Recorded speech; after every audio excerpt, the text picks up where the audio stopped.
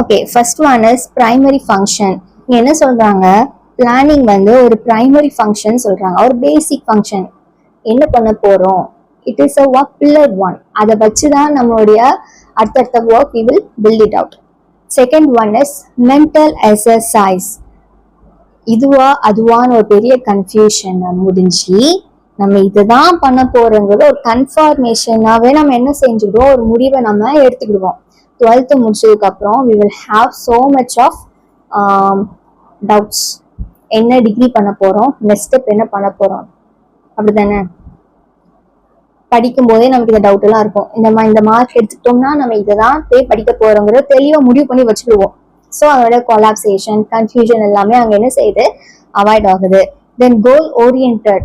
என்னுடைய கோல் இதுதானா, நான் இந்த ஸ்டெப் தான் நான் ஃபாலோ பண்ணணும், ரைட்டா? ஸோ நான் என்ன ஃபாலோ பண்ண போறேங்கிறத ஃபர்ஸ்டே நான் அட்வான்ஸாகவே நான் பிளான் பண்ணி வைக்கிறதுனால it helps to me climb towards my career. Okay, then pervasive. Pervasive ஒன்றும் இல்லை, it was a spreaden for top level management, middle and lower. So 3 level of the management இருப்பாங்க. So full management will take the role of planning. So top level managementல எந்த மாதிரி plan பண்ணுவாங்கன்னா, they will plan for policy formation. எந்த மாதிரியான பாலிசியை form பண்ணணுங்கிறது top level management will decide. Then mid level administrative, நம்ம எப்படி இதெல்லாம் வந்து நிர்வகிக்க போறோம் அப்படிங்கிறது they will decide.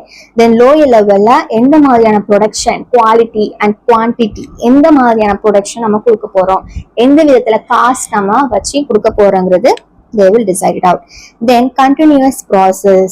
ஸோ ஒரு பிளான் பண்ணிட்டோம், ஆஸ் யூஷுவல் நம்ம வந்து ஒரு ஃபங்க்ஷன் போறோம், இந்த ட்ரெஸ் தான் நம்ம எடுக்க போறோம், அந்த மாதிரி வச்சுட்டு கடைக்குள்ள போறோம். ஆனா நம்ம வந்து ஏம் பண்ண ட்ரெஸ் அந்த ஷாப்ல இல்லைன்னா next we plan to go for other shop.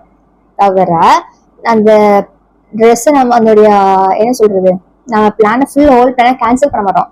We'll shift to plan B. So it was a continuous process on circumstance, right?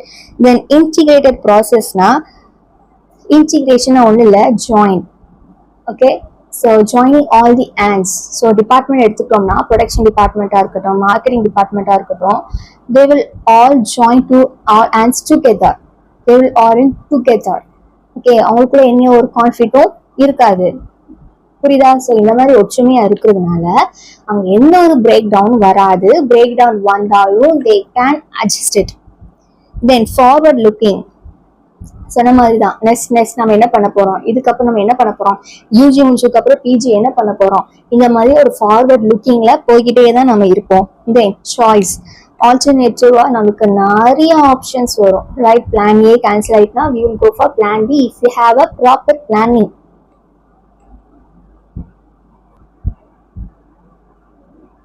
Okay, next reduces uncertainty.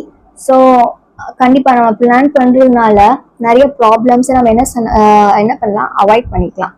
Then we are going to see next topic is types of planning. So types of planningனா என்னென்ன இருக்குங்கிறத பார்க்க போறோம். So first one is strategic plan, அதாவது SWOT analysis, அதாவது ஒரு forward looking அப்படின்னு சொல்றாங்க. So it is a primary function that develop the framework. இப்போ நான் ஒரு பிசினஸ் ஸ்டார்ட் பண்ண போறேன்னா இந்த பிசினஸ் இப்படி இருக்கும் அப்படி இருக்கும் சொல்லிட்டு ஃபியூச்சர் வரைக்கும் நம்ம என்ன செய்ய வச்சுக்கிடுவோம், மைண்ட்ல போட்டு வச்சுக்கிடுவோம். ஸோ அது வந்து என்னென்ன இருக்குன்னு பார்க்கலாம். First one is analyse your business environment. நம்ம எந்த மாதிரியான பிஸ்னஸை ஸ்டார்ட் பண்ண போறோம், என்ன மாதிரியான ரிசோர்சஸ் எல்லாம் தேவைப்படுங்கிறது டாப் டு பாட்டம் எல்லாத்துக்குமே நம்ம என்ன செஞ்சுக்குவோம், அனலைஸ் பண்ணி வச்சுக்குவோம். நம்ம எங்க லொகேட் பண்ண போறோம், நம்மளுடைய கஸ்டமர்ஸ் யாரு, எந்த மாதிரியான ப்ராடக்ட்டை நம்ம ப்ரொடியூஸ் பண்ண போறோங்கிறது full and full we will analyse it out. Then நம்மளுடைய பிஸ்னஸை பொறுத்து we will plan according to their strategic. Then third one is setting and develop strategic goals and strategic objectives, right?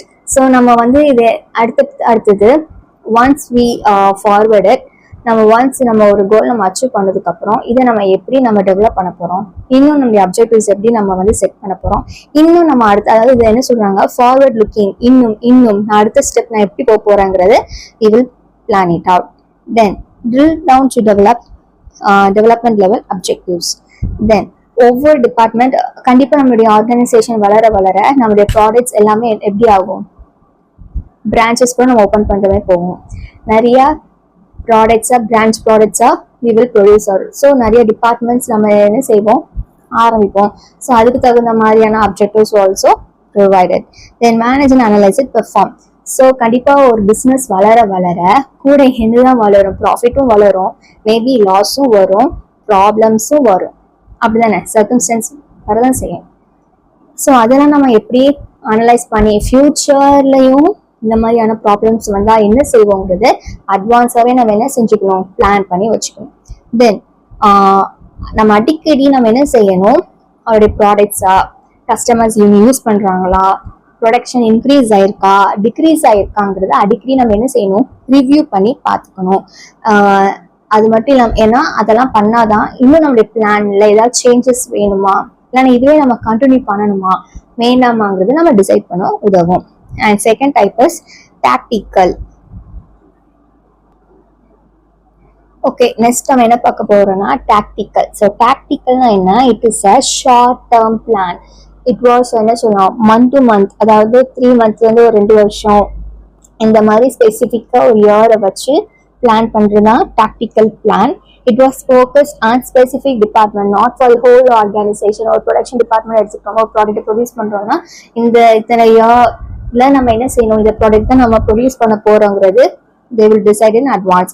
And it was a middle level management. இந்த tactical பிளான்ஸை யார் follow பண்ணுவா, middle level management. And இதுல வந்து என்ன மாதிரியான goals இருக்குன்னா smart goals. And last one is they will implement the strategic plan.